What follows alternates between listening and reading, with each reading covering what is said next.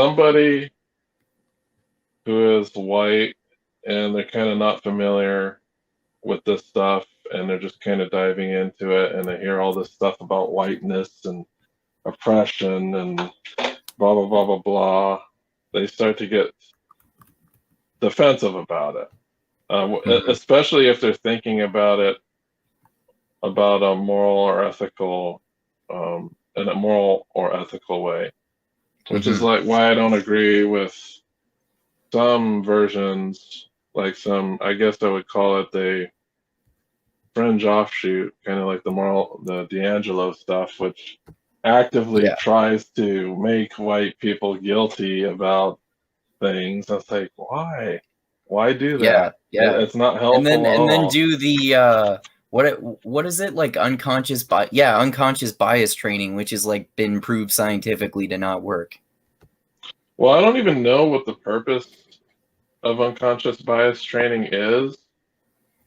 I think it's okay to be aware that you might be biased in your decision making, but I don't, like, what is the training actually supposed to do?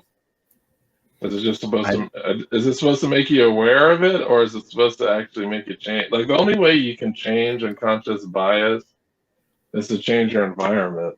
You can't. I think that, like, all it seems to me to do is to serve to make white people feel guilty all the time. Well, yeah, I don't get it, to be honest.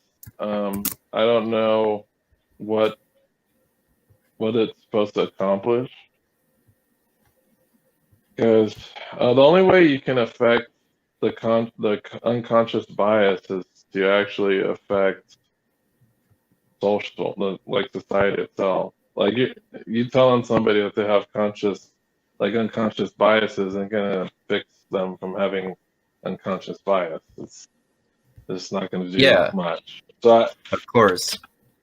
But one of the things I do think is important, though, is to understand that people have different viewpoints and views and experiences, and that they might not see things the same as you do, regardless of what race or gender or whatever they are.